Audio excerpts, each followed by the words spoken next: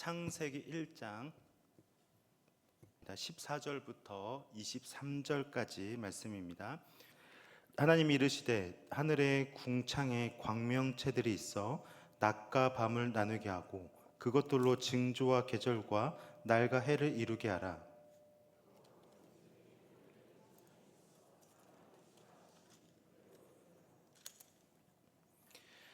하나님이 두 큰 광명체를 만드사 큰 광명체로 낮을 주관하게 하시고 작은 광명체로 밤을 주관하게 하시며 또 별들을 만드시고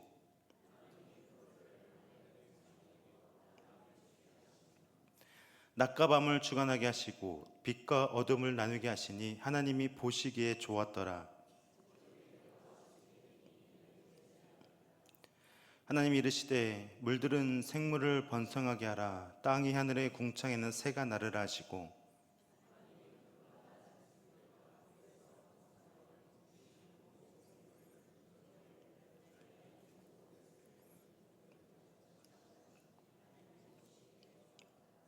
하나님이 그들에게 복을 주시며 이르시되 생육하고 번성하여 여러 바닷물에 충만하라. 새들도 땅에 번성하라 하시니라. 저녁이 되고 아침이 되니 이는 다섯째 날이니라. 아멘. 우리는 이 땅의 자연을 보면서도 하나님의 존재를 느낄 수가 있습니다. 우리가 여행을 다녀보면 아름다운 자연을 보고 감탄을 금치 못할 때가 있죠. 아름다운 산과 바다, 하늘과 그리고 노랗게 석양이 지는 풍경을 보고 있자면 그 분위기에 압도되기도 합니다. 최근 파리 올림픽을 마쳤는데요. 이 파리의 심볼인 에펠탑을 보러 많은 사람들이 그 나라까지 이제 방문을 합니다. 사실 이 에펠탑은 고철로 쌓아 올린 이 구조물에 불과하죠. 그럼에도 사람들은 그 탑을 보며 또 사진을 찍고 또 열 몇 시간씩 비행기를 타고서라도 그 탑을 보러 옵니다. 그 탑에 비하면 하나님께서 지으신 이 산과 강, 하늘과 그 위를 날아다니는 새, 이 생물들은 훨씬 더 아름답고 멋집니다. 사람의 기술과 힘으로 아무리 멋지고 높은 건축물을 만든다 할지라도 사람은 이 개미 한 마리조차 만들 수가 없습니다. 그렇기 때문에 우리는 이 세상을 창조하신 하나님의 위대함을 찬양하고 감사할 수밖에 없는 것이죠. 칼빈은 자연은 무엇이냐는 질문에 이렇게 대답을 하였습니다. 자연은 하나님이 보이지 않는 잉크로 쓴 성경이다. 자연은 하나님이 보이지 않는 잉크로 쓴 성경이다. 곧 우리는요, 혹시 하나님이라는 존재를 몰라도 또는 성경을 몰라도 이 자연을 볼 때에 과연 누가 이 자연을 만들었을까 하는 의심을 하게 되어지고 이것을 추적하다 보면 하나님을 발견할 수 있게 되어집니다. 그러니까 세상 사람들이 믿든지 안 믿든지 이 세상은 하나님께서 창조하셨습니다. 지난 시간 우리는 하나님의 창조 역사에서 이 셋째 날까지의 말씀을 들었습니다. 첫째 날은 무엇을 창조하셨죠? 빛을 창조하셨고, 둘째 날에는 궁창을 만드셔서 궁창 아래의 물과 또 위의 물로 나누게 하셨습니다. 셋째 날에는 땅에 채소와 나무를 창조하셨죠. 오늘부터 살펴볼 창조는 바로 셋째 날까지 창조와 이 평행을 이루어지게 됩니다. 앞에 사진을 보시면 첫째 날에 지으신 빛과 그리고 오늘 우리가 살펴볼 넷째 날 이 광명체, 그리고 둘째 날 지으신 이 궁창과 그리고 다섯째 날 지으신 이 새와 물고기들을 우리가 볼 수 있죠. 곧 결국은 하나님의 모든 창조는 인간인 우리를 위함이고 인간이 살 수 있도록 이런 환경을 먼저 만드셨다는 것을 우리가 알 수 있습니다. 오늘 본문에서는 넷째 날인 광명체와 다섯째 날 새와 물고기의 창조 역사를 다루고 있습니다. 먼저 14절 말씀을 보시면 하나님께서는 넷째 날에 광명체를 창조하시어 낮과 밤을 주관하게 하신다 말씀하고 있습니다. 이 광명체는 16절에 큰 광명체와 작은 광명체로 좀 더 구체적으로 기록하고 있고요. 결국 이것은 해와 달과 별들을 창조하셨다는 말씀입니다. 제가 앞서서 말씀드렸듯이 이 광명체는 첫날에 이 빛과는 다른 것을 의미합니다. 그러니까 넷째 날 창조하신 것은 해와 달과 별들입니다. 첫날의 빛은 하나님의 영광을 의미하는데 예를 들자면 사도 바울이 다메섹에서 만난 그 빛을 의미합니다. 사도행전 9장 3절 말씀을 보시면 사울이 길을 가다가 다메섹에 가까이 이르더니 호련히 하늘로부터 빛이 그를 둘러 비추는지라. 그러니까 첫날에 비추인 빛은 이런 하나님의 영광, 하나님의 나타나심을 의미하는 빛이고, 오늘 우리가 읽은 본문의 광명체는요, 이 해와 달을 의미합니다.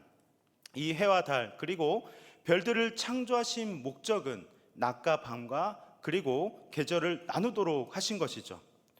그런데 우리가 한 가지 집중해서 살펴볼 단어는요, 이 광명체입니다.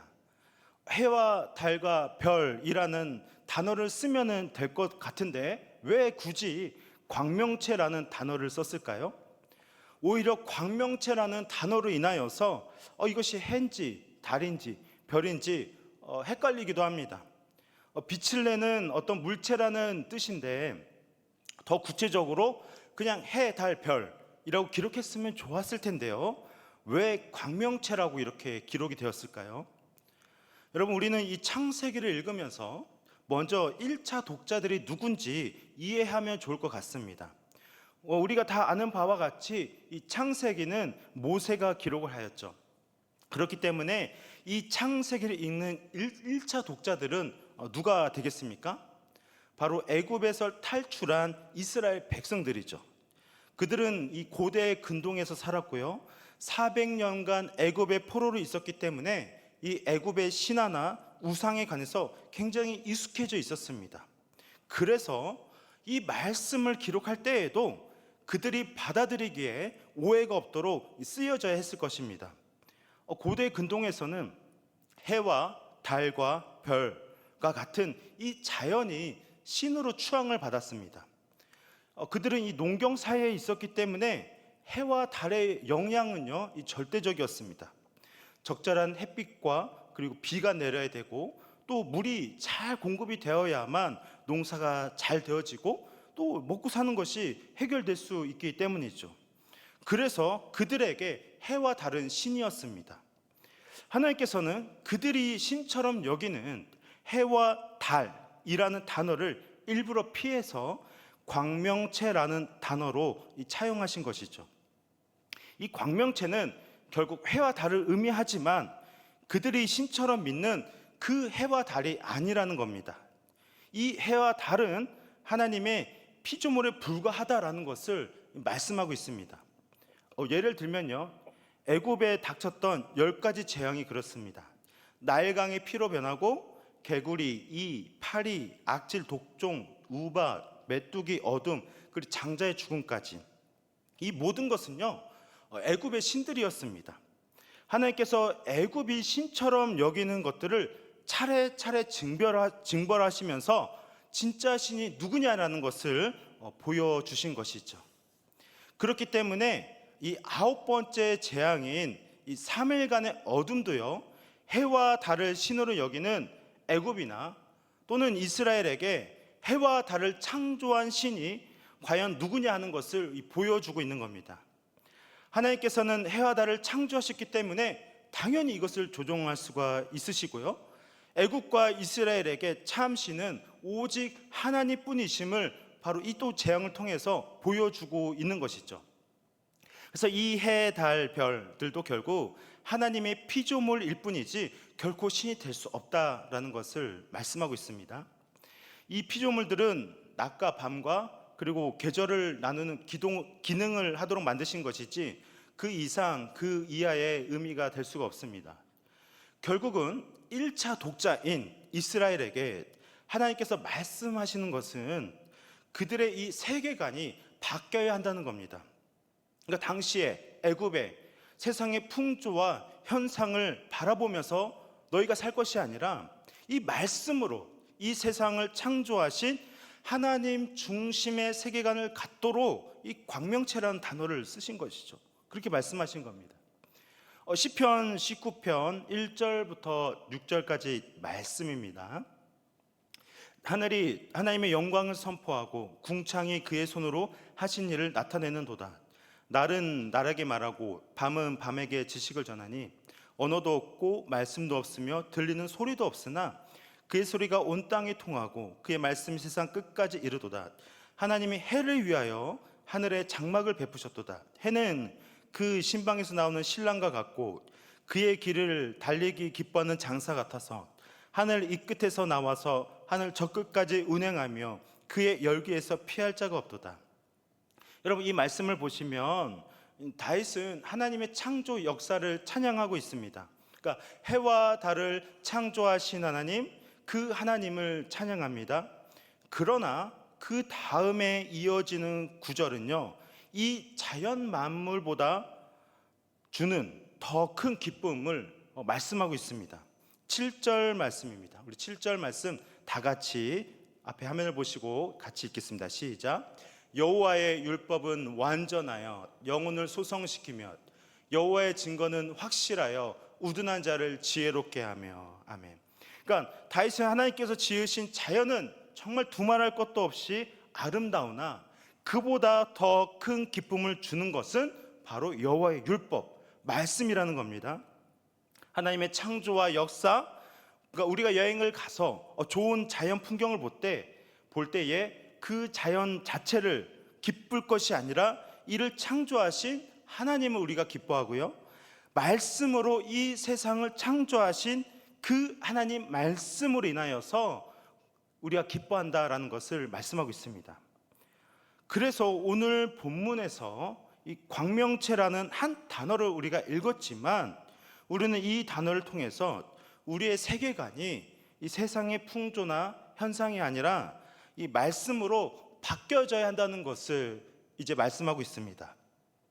그러니까 우리의 두 발은 이 땅을 밟고 살아가고 있지만 우리의 두 눈은 하늘을 향해 있어야 한다는 것이죠.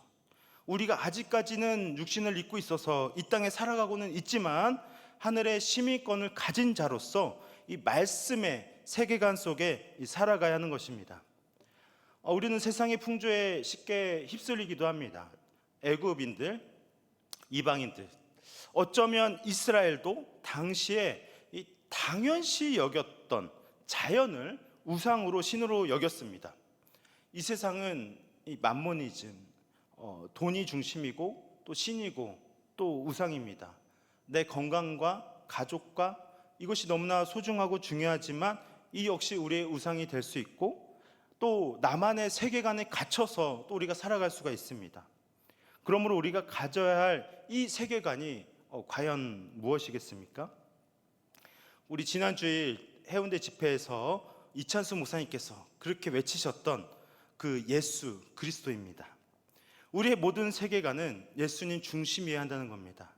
여러분이 무엇을 경험하셨던 또 무엇을 공부하고 무엇을 추구하든지 그 모든 것은 바로 예수님 중심이어야 한다는 것이죠. 그러니까 이미 오신 예수님, 또 다시 오실 그 예수님을 우리가 기다리며 살아가야 하는 것입니다. 그러니까 세상 사람들의 가치와 세계관과 똑같아서는 안 되는 것이죠. 그리고 하나님께서는요, 모세를 통하여서 이 400년간 애굽의 이 세계관, 해와 달, 별들을 신으로 여겼던 그 세계관, 이렇게 찌들려 있었던 이스라엘의 이 묵은 때를 바로 이 말씀을 통하여서 기경시키고자 하신 것 아니겠습니까? 가나안 땅으로 너희가 가서는 하나님의 세계관으로 이루어진 그 나라를 하나님께서 꿈꾸고 계셨던 것이죠. 그러니까 우리가 가져야 할 이 세계관, 그것은 결국 무엇입니까? 다시 오실 예수님을 기다리면서 우리가 이 땅에서 주님의 뜻대로 살아가는 것, 이것이 아니겠습니까? 요한계시록 22장 5절에서 이렇게 말씀하고 있습니다.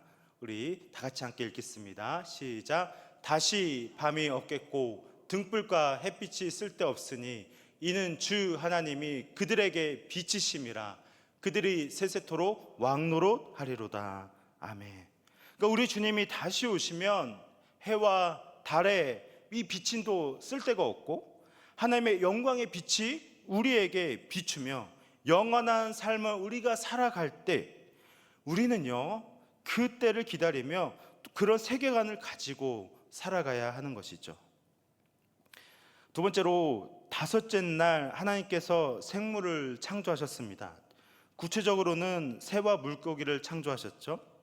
21절에 큰 바다 짐승들이 나오는데 이 큰 바다 짐승이 무엇을 지시하는지는 정확히 알 수는 없습니다. 다만 이 큰 짐승을 의미하는 히브리어 단어인 탄닌이라는 단어가 이 구약에 몇 군데 등장을 합니다.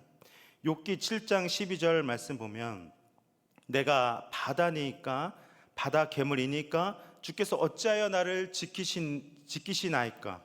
에스겔 29장 3절에서 너는 말하여 이르기를 주 여호와께서 이같이 말씀하시되 애굽의 바로왕이여 내가 너를 대적하노라. 너는 자기의 강들 가운데에 누운 큰 악어라. 그러니까 탄닌이라는 단어가 이렇게 쓰였습니다. 그러니까 이 외에도 탄닌이라는 그 바다 짐승의 단어가 더 쓰여졌는데 이 큰 바다 짐승이 이게 악어인지 고래와 같은 큰 물고기인지 정확하게 알 수는 없지만 이 역시 고대 근동에서는 신처럼 여겨졌습니다. 그러니까 바다에서 발견된 이 큰 짐승은 그들에게는 두려운 대상이었고 크고 강한 힘을 가졌기 때문에 신처럼 여겨졌던 것이죠. 그러나 이 역시 결국 하나님의 피조물에 불과하다라는 것을 말씀하고 있습니다. 그러니까 아무리 크고 두려운 대상이라도 그것은 결국 피조물에 불과합니다. 아무리 크고 힘이 세다 할지라도 하나님보다 크고 강할 수는 없습니다. 우리는 눈앞에 보이는 큰 두려움보다는 그 너머에 계시는 하나님을 볼 수 있는 영적인 눈이 있어야 합니다. 모세는 일부러 이 탄닌이라는 단어를 넣음으로써 경외할 대상은 오직 하나님 한 분뿐이심을 강조하고 있습니다. 하나님께서는 새와 바다 물고기들을 창조하시면서 22절 말씀에 하나님이 그들에게 복을 주시며 이르시되 생육하고 번성하여 여러 바닷물에 충만하라 새들도 땅에 번성하라 하시니라 말씀하고 있습니다. 성경에서 복이라는 말씀이 여기서 처음 등장합니다. 하나님이 피조물들에게 복을 주셨다는 것은요 굉장히 놀라운 일이죠. 새와 물고기 어떻게 보면 흔하디 흔하고 귀하지 않은 것 같지만 하나님께서는 이 살아있는 생물들에게 복을 베푸셨다는 겁니다. 이 짐승들에게까지 복을 베푸신 하나님의 이 섬세하심과 섭리를 볼 수 있습니다. 그런데 마태복음 10장 29절부터 31절 이렇게 말씀합니다. 참새 두 마리가 한 아사리온에 팔리지 않느냐. 그러나 너희 아버지께서 허락하지 아니하시면 그 하나도 땅에 떨어지지 아니하리라. 너희에게는 머리털까지 다 사신 바 되었나니 두려워하지 말라. 너희는 많은 참새보다 귀하니라. 아멘. 공중에 나는 새도 하나님께서 복을 주셨다 말씀합니다. 이 새도요 하나님의 허락 없이는 땅에 떨어지지 않습니다. 하물며 우리의 머리털까지도 세시는 하나님께서 우리에게 어찌 복을 안 주셨겠습니까? 그러니까 꼭 우리가 이 땅에서 잘 먹고 잘 사는 형통한 복만을 누려야만 하나님의 복이라고 우리가 생각할 수 있을까요? 누군가에게는 이것이 분명 하나님의 복이 되겠지만 그리 아니하실지라도 우리에게는 하나님 한 분, 그 한 분만으로 우리에게 복이 되신 겁니다. 하나뿐인 아들을 내어주신 그 사랑, 그 복이 우리에게 있습니다. 십자가의 사랑으로 죽음에서 영생으로 돌이켜주신 그 사랑, 그 복이 우리에게 있는 것이죠. 그러므로 우리는 우리의 상황과 형편을 뛰어넘을 수 있는 그 복이요 이미 우리에게 주어진 겁니다. 그래서 우리가 하나님께 감사할 수 있는 것은 그분이 우리를 위해서 이것도 주시고 저것도 주시고 이것도 해주시고 저것도 해주셔서 우리가 감사할 뿐만 아니라 정말 내게 아무것이 없어도 주님이 내게 있으니 이것이 내게 복이 되는 것이죠. 시편 73편 28절에 이렇게 말씀합니다. 하나님께 가까이함이 내게 복이라. 하나님께 가까이 함이 내게 복이라. 그러니까 이 복이요, 이미 우리에게 있는 것입니다. 그러므로 우리는요, 내일을 염려할 것도 사실 두려워할 일도 없는 겁니다. 주님이 나와 함께 계시면 무엇이 되었든 간에 어디가 되었든 내게 복이 되기 때문이죠. 하늘의 새와 물고기에게까지 복을 주셔서 번성케 하셨습니다.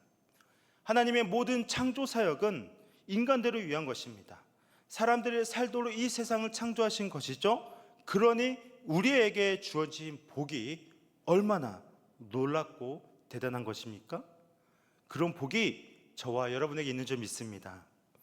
우리는 오늘 말씀을 통하여서 세상의 가치관 또 세계관이 아니라 예수님 중심의 세계관을 가지고 살아가야 함을 깨닫게 되었습니다. 우리가 비록 육신을 입고 이 땅을 살아가지만 다시 오실 예수님을 기다리며 해와 달에 비친도 소용없는 그 하나님의 나라를 꿈꾸며 살아가야 함을 우리가 깨닫게 되었습니다. 또한 우리에게 이미 주신 그 복, 예수 그리스도, 사망에서 생명으로 옮겨주신 그 복이 이미 우리에게 있음을 알게 되었습니다. 그러므로 사랑하는 동역자 여러분, 여러분 이 땅에서 살아가실 때에 세상 속에 살아가고 있으나 세상과 구별된 그리스도인으로서 주님께서 우리에게 주신 이 복을 감사함으로 우리가 끝까지 승리하시는 저와 여러분이 되시길 주님의 이름으로 축복합니다.